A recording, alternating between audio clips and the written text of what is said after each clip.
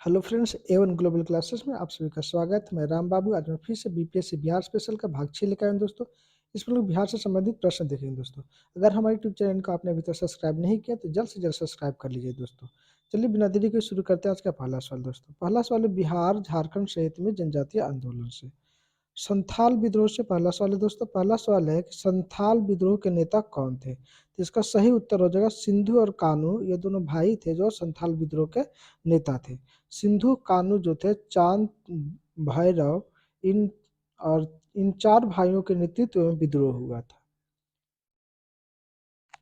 अगला सवाल है कि संथाल विद्रोह के शुरुआत सिंधु कान्हू के गांव भगनाडीही जो राजमहल सब डिवीजन में पड़ता है से हुई थी। तो ये कब हुई थी दोस्तों? तो ये 30 जून 1885 ईस्वी को संथाल विद्रोह हुआ था। अगला सवाल है कि संथाल विद्रोह 1855-1857 का फैलाव था। तो इसका सही उत्तर हो जाएगा वर्धमान से लेकर के भागलपुर तक इसका फैलाव था। पश्चिम में कहलगांव, भागलपुर से लेकर पूरब में राजमहल तक और उत्तर में गंगा के दक्षिण में रानीगंज और सैंथिया तक ये क्षेत्रफल जो है संथाल विद्रोह लगभग फैला हुआ था। अगला सवाल है कि कंपनी सरकार ने कब संथाल विद्रोह के क्षेत्र में मार्शल लॉ लगा दिया था। तो इसका सही उत्तर हो जाएगा 10 नवंबर 1885 ईस्वी को।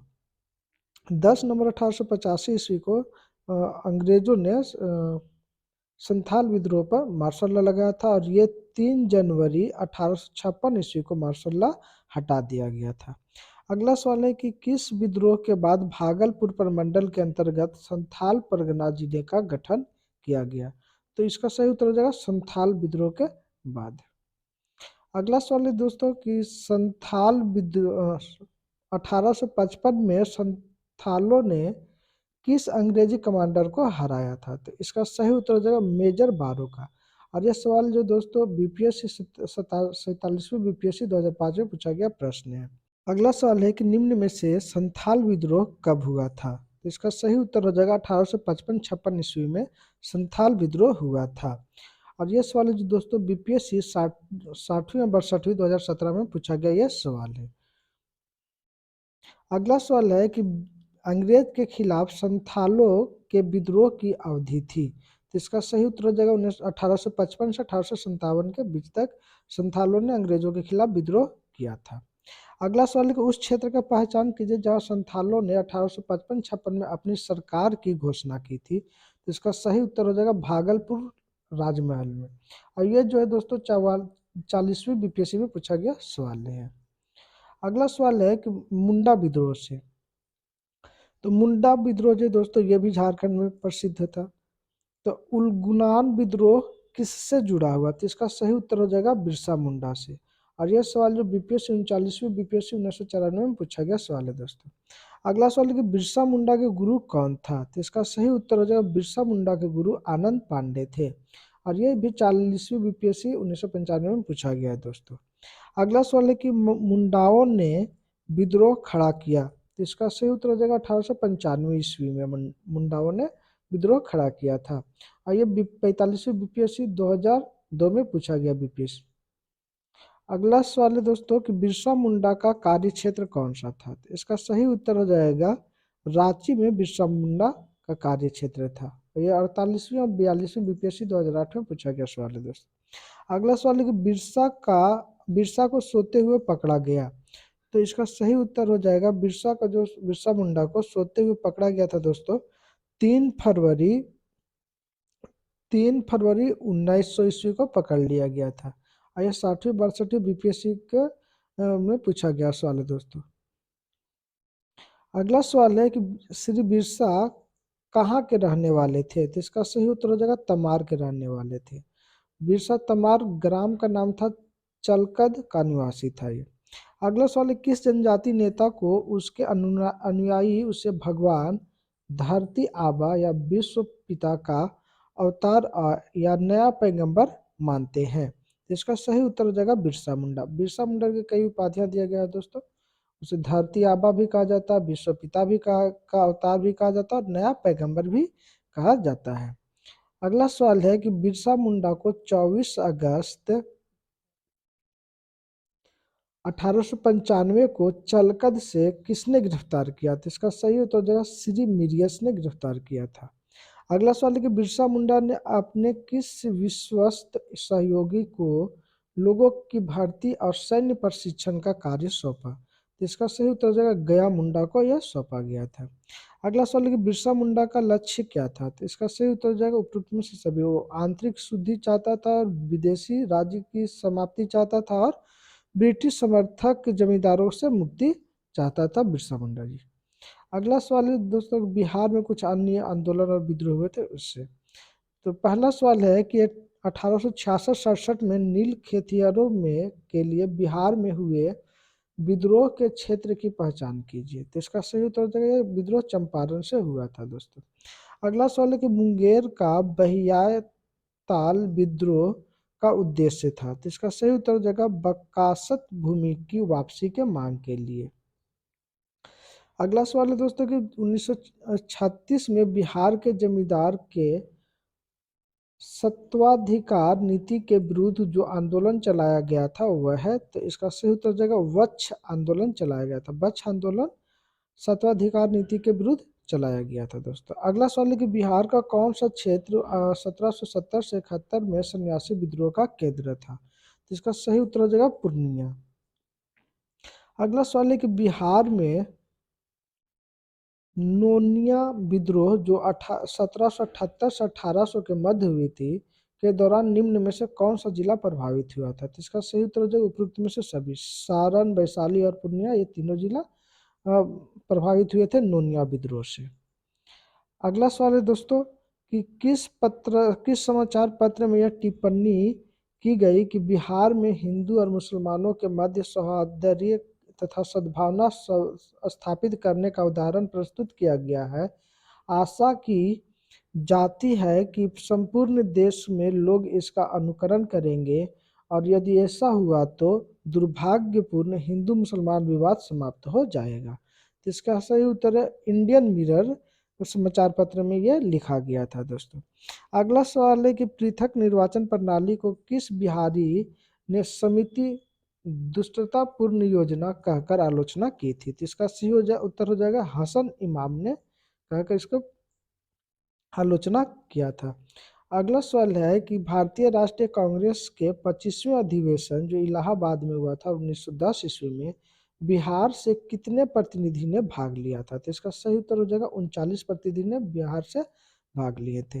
अगला सवाल है कि बिहार प्रांतीय सम्मेलन जो कांग्रेस का 7वां अधिवेशन 3 अप्रैल 1915 को कहाँ हुआ था? तो इसका सही उत्तर हो जाएगा छपरा में हुआ था और इसकी अध्यक्षता जो है नंद किशोर लाल ने किए थे। 7वां अधिवेशन 3 अप्रैल 1915 को हुआ था और वो छपरा में हुआ था। अगला सवाल है कि पटना विश्वविद्यालय विधेयक केंद्रीय विद्यायिका परिषद ने में किसने प्रस्तुत किया? तो इसका सही उत्तर हो जाएगा सर शंकरन नारायण ने। अगला सवाल है कि पटना विश्वविद्यालय विधेयक पर विरोध प्रकट करने के लिए बिहार प्रांतीय सम्मेलन का एक विशेष अधिवेशन कहाँ बुलाया गया? तो इसका सही उत्तर हो जाएगा बांकीपुर में। इस विधेयक के प्रतिक्रियावादी स्वरूप पर विरोध प्रकट किया गया था। अगला सवाल है कि होम रूल कार्यकर्ता बालमुकुंद चंद वाजपेयी ने किस पुस्तक की रचना की? तो इसका सही उत्तर हो जाएगा स्वराज कथा की रचना की है बालमुकुंद वाजपेयी ने। अगला सवाल है कि किसके प्रयत्नों से बिहार प्रांतीय कांग्रेस का दूसरा अधिवेशन हुआ? तो इसका सही उत्तर हो जाएगा श्री दीप नारायण सिंह के प्रयत्न से। अगला सवाल है कि बाय एसोसिएशन के संस्थापक कौन थे? तो बायज एसोसिएशन के संस्थापक श्री सूर्यदेव नारायण वर्मा है। अगला सवाल है कि बायोज एसोसिएशन के स्थापना हुई थी। तो इसका सही उत्तर जगह दरभंगा में इसकी स्थापना हुई थी और ये दरभंगा के राजा मैदान की एक सभा में 3 मार्च 1909 को बायोज एसोसिएशन की स्थापना हुई थी जिसकी अध्यक्षता अशफाक खान ने की जो एक बैरिस्टर थे। यह संगठन इस इलाके में राष्ट्रीय जागरण का महत्वपूर्ण भूमिका निभाई थी। अगला सवाल कि बिहार स्टूडेंट कांग्रेस की स्थापना कॉन्फ्रेंस की स्थापना कब हुई थी? तो इसका सही उत्तर हो जाएगा 1906 ईस्वी में हुई थी। बिहार में राष्ट्रवादी चेतना के विकास का अत्यंत महत्वपूर्ण स्थान रहा है ये। अगला सवाल है कि दरभंगा के में सरस्वती अकादमी की स्थापना कब हुई थी? तो इसका सही उत्तर हो जाएगा 1 जनवरी 1921 ईस्वी को दरभंगा में सरस्वती अकादमी की स्थापना हुई थी। अगला सवाल है कि बिहार में प्रथम बालिका विद्यालय की स्थापना किसने की? तो इसका सही उत्तर हो जाएगा श्रीमती अघोर कामिनी देवी ने की थी। यह विद्यालय पटना में स्थापित की गई थी। अगला सवाल है कि बिहार में प्रथम बालिका विद्यालय की स्थापना कब हुई थी? इसका सही उत्तर हो जाएगा 1891 ईस्वी में पहला बालिका विद्यालय स्थापित हुआ था। और पटना में प्रथम बालिका विद्यालय की स्थापना 1891 ईस्वी में श्रीमती अघोर कामिनी देवी ने की थी। अगला सवाल है कि बिहार में राष्ट्रीय चेतना के जागरण का मुख्य कारण थे। तो इसका सही उत्तर हो जाएगा ऑप्शन डी है चारों। ब्रिटिश विद्रोह, संघर्षपूर्ण पृष्ठभूमि और ब्रिटिश शासन के नीतियों के प्रति असंतोष, पाश्चात्य शिक्षा के प्रभाव और बंगाल में संगठित राष्ट्रीय संगठन के कारण। अगला सवाल है दोस्तों, बिहार के प्रतिनिधि सर्वप्रथम किस वर्ष भारतीय राष्ट्रीय कांग्रेस के सम्मेलन में भाग लिया था? इसका सही उत्तर हो जाएगा 1887 ईस्वी में भाग लिया था। अगला सवाल है कि बिहार के किस बड़े जमींदार ने भारतीय राष्ट्रीय कांग्रेस के आर्थिक सहयोग प्रदान किया? तो इसका सही उत्तर हो जाएगा महाराजा दरभंगा ने। अगला सवाल है कि 1908 में बिहार प्रादेशिक सम्मेलन में पृथक बिहार प्रांत के गठन का प्रस्ताव किसने रखा था? तो इसका सही उत्तर हो जाएगा फखरुद्दीन ने रखा था। अगला सवाल है कि पटना कॉलेज की स्थापना कब हुई थी? तो इसका सही उत्तर है पटना कॉलेज की स्थापना 1863 ईस्वी में हुई थी। अगला सवाल है कि बिहार में सदर अंजुमन ए हिंद नामक संस्था के संस्थापक कौन थे? तो इसका सही उत्तर हो जाएगा मुंशी प्यारे लाल। यह संस्था तिलक या दहेज प्रथा की समाप्ति के लिए बनाई गई थी। अगला सवाल है कि दरभंगा में बंग भंग आंदोलन के दौरान राखी बंधन दिवस मनाया गया। तो इसका सही उत्तर हो जाएगा 16 अक्टूबर 1905 ईस्वी को। अगला सवाल है कि बिहार छात्र परिषद का गठन किया गया। तो इसका सही उत्तर हो जाएगा राजेंद्र प्रसाद के द्वारा किया गया था बिहार छात्र परिषद का गठन। अगला सवाल है कि बिहार प्रांतीय सम्मेलन का पहला अधिवेशन 1908 ईस्वी में कहाँ हुआ था? तो इसका सही उत्तर हो जाएगा पटना में हुआ था। अगला सवाल है कि बिहार प्रांतीय सम्मेलन के प्रथम अधिवेशन के अध्यक्ष कौन थे? तो इसका सही उत्तर हो जाएगा सर अली इमाम थे। अगला सवाल है कि बाबू दीपनारायण सिंह के प्रयत्नों से बिहार प्रांतीय सम्मेलन का दूसरा अधिवेशन कहाँ हुआ था? तो इसका सही उत्तर हो जाएगा भागलपुर में हुआ था। यह अधिवेशन 9-10 अप्रैल 1909 को हुआ था। इसकी अध्यक्षता जो है श्री सच्चिदानंद सिन्हा ने की थी। अगला सवाल है कि बिहार टाइम्स नामक पत्र का प्रकाशन कब प्रारंभ हुआ? तो इसका सही उत्तर हो जाएगा 1894 ईस्वी में प्रकाशन शुरू हुई थी। बिहार टाइम्स पत्र ने बिहार के एक अलग प्रांत गठन में महत्वपूर्ण भूमिका निभाई थी। अगला सवाल है कि महेश नारायण प्रथम संपादक थे। तो इसका सही उत्तर हो जाएगा बिहार टाइम्स के संपादक थे। बिहार टाइम्स पत्र का प्रकाशन 1894 ईस्वी में श्री सच्चिदानंद सिंह, महेश नारायण तथा कृष्ण सहाय ने शुरू किया। महेश नारायण को इसका संपादक बनाया गया था। अगला सवाल है कि बिहार टाइम्स का नाम बदलकर बिहारी रखा गया था कब? तो इसका सही उत्तर हो जाएगा 1906 ईस्वी में बिहार टाइम्स का नाम बदलकर बिहारी रखा गया था। अगला सवाल है कि बिहार प्रांतीय कांग्रेस कमेटी के प्रथम अध्यक्ष कौन थे? तो इसका सही उत्तर हो जाएगा नवाब सरफराज हुसैन खां।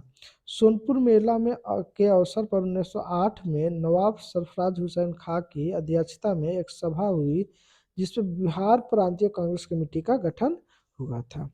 बिहार हेराल्ड के संस्थापक कौन थे? तो इसका सही उत्तर हो जाएगा गुरु प्रसाद सेन जो थे बिहार हेराल्ड के संस्थापक थे। अगला सवाल है कि बिहारी छात्र सम्मेलन हुआ था। तो इसका सही उत्तर हो जाएगा पटना में हुआ था। यह सम्मेलन 1906 ईस्वी में पटना कॉलेज में हुआ जिसका सभापति सरफरुद्दीन ने की थी। अगला सवाल है कि भारतीय राष्ट्रीय कांग्रेस का 1912 में अधिवेशन कहाँ हुआ था? तो इसका सही उत्तर हो जाएगा बांकीपुर पटना में हुआ था। यह भारतीय राष्ट्रीय कांग्रेस का 27वां अधिवेशन था जो बांकीपुर पटना में हुआ था 1912 में। अगला सवाल है कि भारतीय राष्ट्रीय कांग्रेस के 1912 के बांकीपुर अधिवेशन की अध्यक्षता किसने की थी? तो इसका सही उत्तर हो जाएगा R.N. मघोलकर ने किया था। श्री मजहरूल हक इसके स्वागत करनी समिति के अध्यक्ष थे और सच्चिदानंद सिन्हा सचिव थे।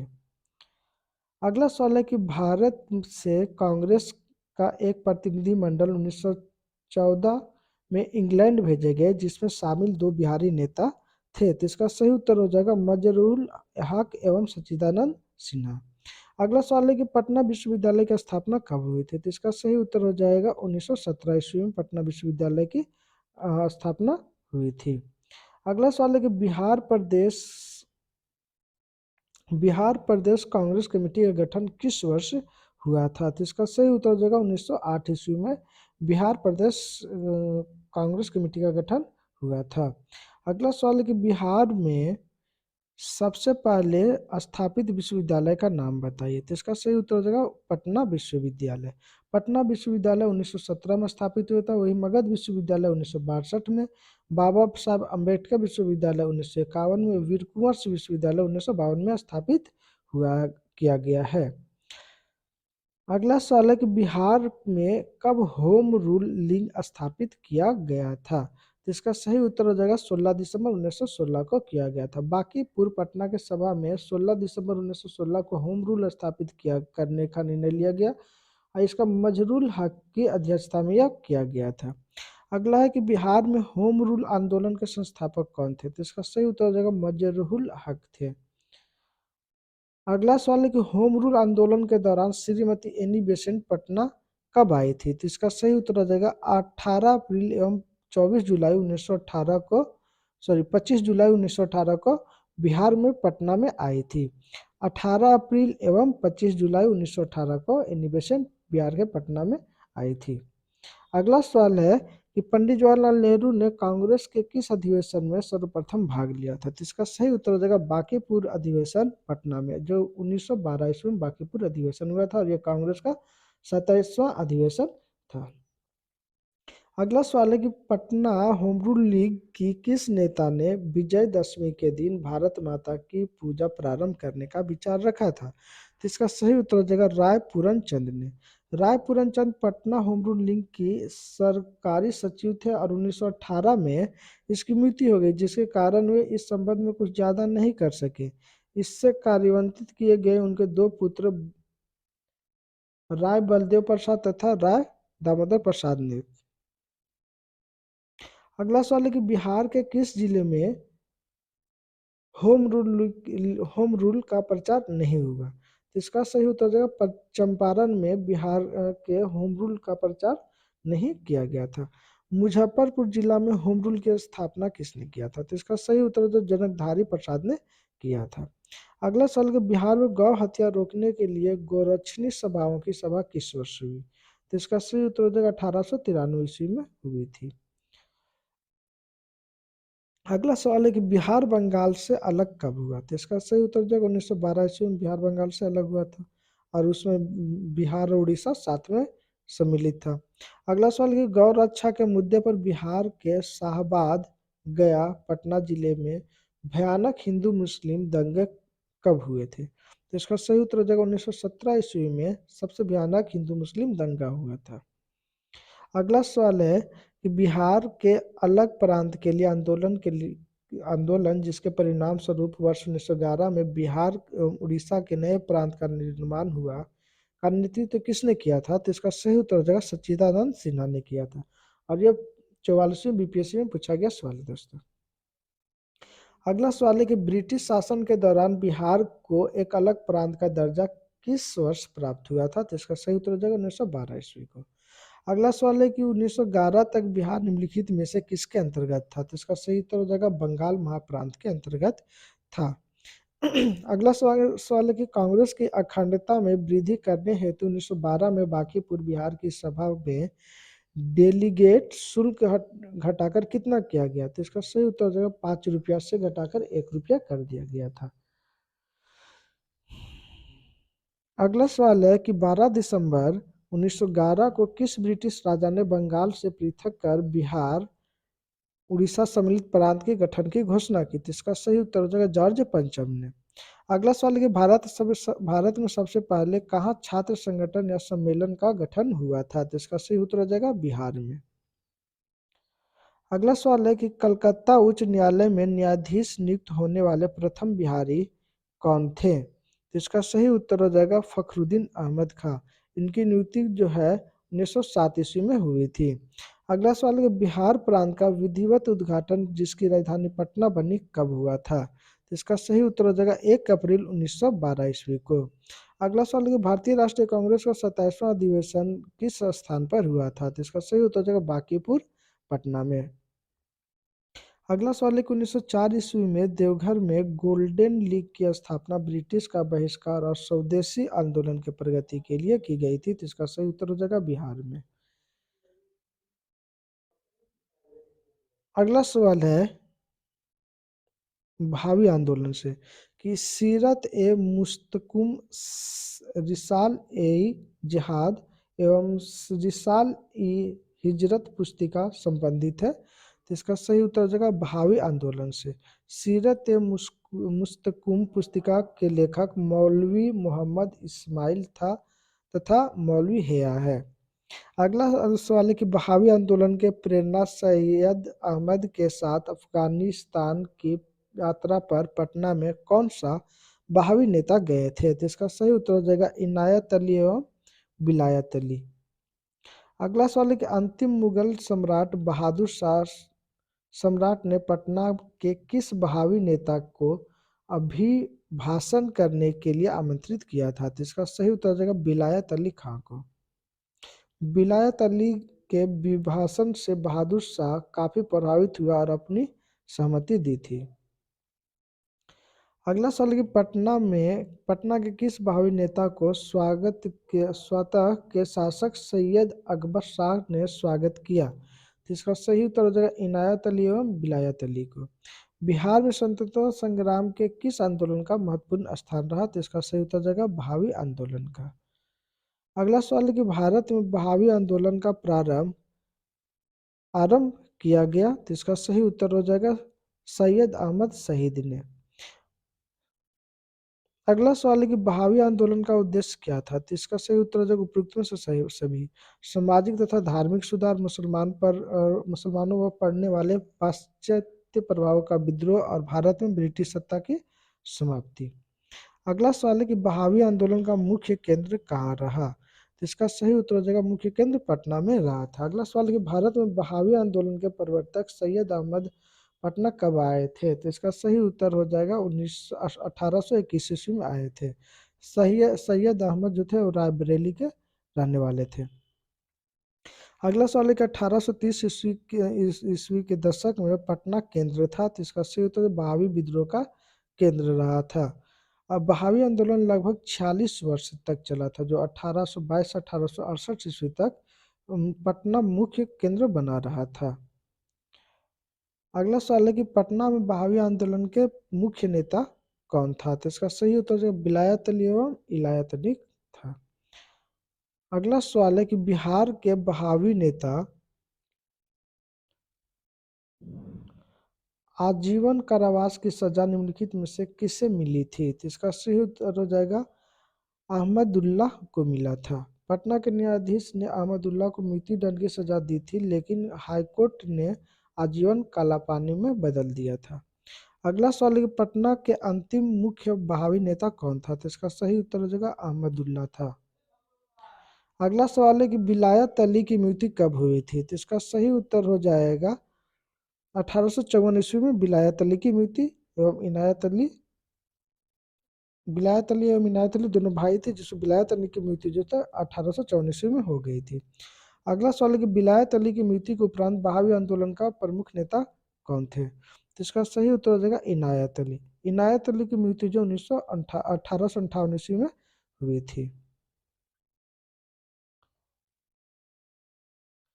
अगला सवाल है कि बहावी आंदोलन के एक प्रमुख नेता मौलवी अब्दुल्ला के पिता कौन थे? तो इसका सही उत्तर हो जाएगा विलायत अली थे। अगला सवाल है कि 1864 ईस्वी के अम्बाला के मुकदमे में पटना के बहावी के वकील कौन थे? तो इसका सही उत्तर हो जाएगा प्लाइडेन थे। अगला सवाल है कि पटना के बहावियों की शक्ति समाप्त हो गई, तो इसका सही उत्तर हो जाएगा 1870 से 1871 ईस्वी के बीच में। अगला सवाल है कि किस गवर्नर जनरल ने 1884 में शेष बचे बहावी कैदियों की रिहाई करवाई? तो इसका सही उत्तर हो जाएगा लॉर्ड रिपन ने। अगला सवाल है कि बहावी आंदोलन के समय पटना का कमिश्नर या आयुक्त कौन था? तो इसका सही उत्तर जो विलियम टेलर था। अगला सवाल है कि बहावी आंदोलन के किस नेता को पटना सादिकपुर में के सदस्यों ने अपना आध्यात्मिक नेता माना था? तो इसका सही उत्तर हो जाएगा सैयद अहमद वर्लवी ने। बहावियों ने सीमांत क्षेत्र में अपना राज्य कहाँ स्थापित किया? तो इसका सही उत्तर हो जाएगा सिताना में। अगला सवाल है कि बहावी आंदोलन के प्रणेता सैयद अहमद शहीद के संबंध में निम्नलिखित को पढ़ें। तो इसका सही उत्तर हो जाएगा ऑप्शन सी, ये चारों जो है सही है। उनका जन्म 1876 ईस्वी 1786 ईस्वी में रायबरेली में हुआ था। उन्होंने 1821 ईस्वी में पटना की यात्रा किया और वे 1831 में सिखों के विरुद्ध लड़ते हुए मारे गए और उनकी मृत्यु जो है बालाकोट में हुई थी। अगला सवाल है कि बहावी नेता इनायत अली की मृत्यु कब हुई थी? इसका सही उत्तर हो जाएगा 1858 ईस्वी में। अगला सवाल है कि इनायत अली की मृत्यु उपरांत किस बहावी नेता ने अंग्रेजों से संघर्ष का नेतृत्व ग्रहण किया था? तो इसका सही उत्तर हो जाएगा मकसूद अली ने। अगला सवाल है कि बहावियों को अंग्रेजों को पराजित किया, तो इसका सही उत्तर हो जाएगा उपयुक्त सभी। 1852 के युद्ध में, 1858 के युद्ध में, 1863 के युद्ध में। अगला सवाल है कि बहावी नेताओं में किसको उम्र कैद और काला पानी की सजा हुई थी? तो इसका सही उत्तर हो जाएगा उपयुक्त में से सभी को, अब्दुल रहीम को, यहिया अली को और अहमदुल्लाह को। अगला सवाल है कि पटना स्थित बहावियों का केंद्र कहलाता था, तो इसका सही उत्तर हो जाएगा काफिला कहलाता था। अगला सवाल है कि बहावियों के प्रेरित पूर्वी बंगाल में कौन आंदोलन आरंभ हुआ था? तो इसका सही उत्तर हो जाएगा फराइजी आंदोलन आरंभ हुआ था। धन्यवाद दोस्तों, हमारा वीडियो आप लोग कैसा लगा कमेंट करके जरूर बताएं। दोस्तों अगर हमारे यूट्यूब चैनल का आपने अभी तक सब्सक्राइब नहीं किया तो जल्द से जल्द सब्सक्राइब कर लीजिए दोस्तों। फिर से मिलते हैं हम लोग अगले वीडियो में, तब तक के लिए जय हिंद जय भारत।